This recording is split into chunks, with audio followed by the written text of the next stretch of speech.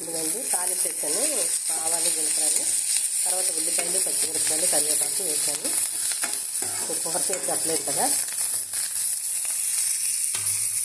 ఇదిగోండి క్యాబేజీ, పెసరపప్పు నానబెట్టానండి. పెసరపప్పు క్యాబేజీ పెసరపప్పు అన్నమాట వేస్తున్నాను.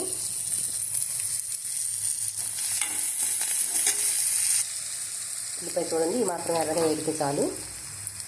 ఇప్పుడు క్యాబేజీ వేసేద్దాం. దాంట్లో కడిగి వాటర్లో కడిగి పెట్టుకున్నది.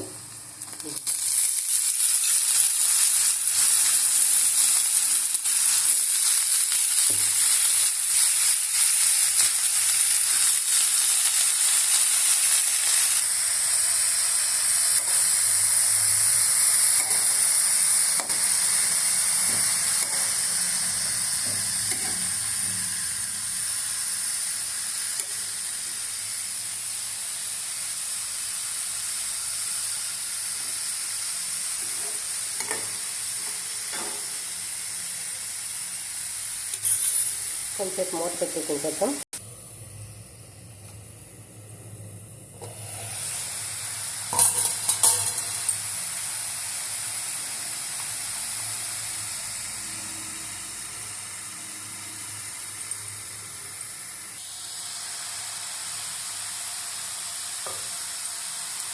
పసుపు కారం వేసానండి. ఇప్పుడు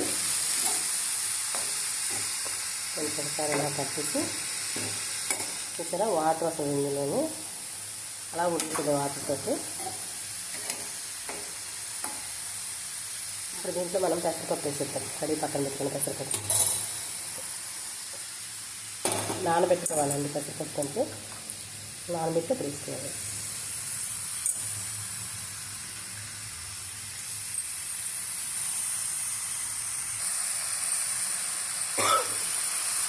పెసరపప్పు వేసి ఒక్కసారి కలిపామనుకోండి, పప్పు కొంచెం కలిపి కొంచెం ఉడకడం వాటర్ తగ్గుతుంది కదా, కొంచెం ఉడుకుతుంది అన్నమాట.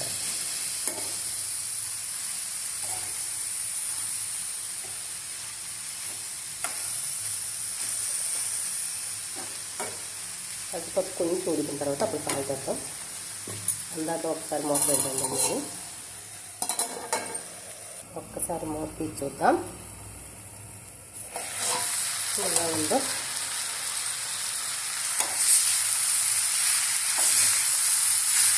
ఇప్పుడు కొంచెం ఉప్పేస్తామనుకోండి, పప్పు కూడా కొంచెం మెత్తపడుతుంది కదా. ఇప్పుడు ఉప్పేస్తే ఏంటంటే వాటర్ తోటి మనకి కూర అంతా ఉడుకుతుంది. చూసారా క్యాబేజీ కూడా వాటర్ ఆరిపోయింది. ఇదిగండి ఈ మాత్రం ఉప్పేసుకుంటే నేను గల్లితో వేస్తానండి ఎక్కువ ఫ్రైస్కి అయితేనే అలాగా. ఇప్పుడు ఉప్పేసిన తర్వాత దీంట్లో నుంచి వాటర్ వస్తుంది కదా, ఆ వాటర్ తోటి మనకి కూర అలా ఉడుకుతుంది అన్నమాట.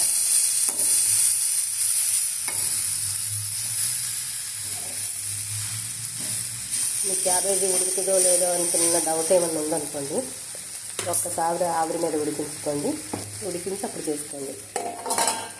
మొదలుపెద్దాం.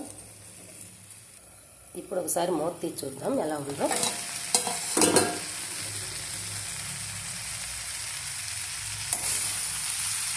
అయిపోయిందండి. ఒక్కసారి వేసి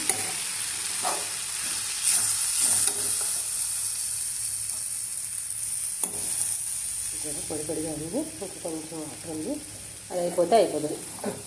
వాటర్ కొంచెం ఉంది కదా, వాటర్ అది చూసి చిన్న తడిలాగా అనిపిస్తుంది. అది కూడా కొంచెం ఒక్క నిమిషం అంతే, ఎక్కువ అవసరం లేదు. క్యాబేజీ పెసరపప్పు అండి ఇది. దీనికి మసాలాలు కూడా అవసరం లేదండి, ప్రశాంతంగా ఉంటుంది మనం తినడానికి. చూద్దామండి అయిపోయిందేమో.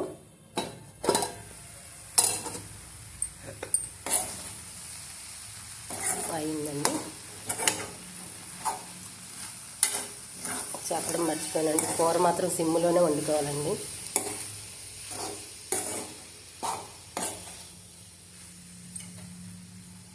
చూడండి ఎంత బాగుందో కూర. చపాతీలోకి, రైస్లోకి, జొన్న రొట్టెలు కూడా వాడుతున్నారు కదండి, దానికి కూడా బాగుంటుంది. నా ఛానల్ సబ్స్క్రైబ్ చేసుకోండి ప్లీజ్, లైక్ ఇవ్వండి. Thank you.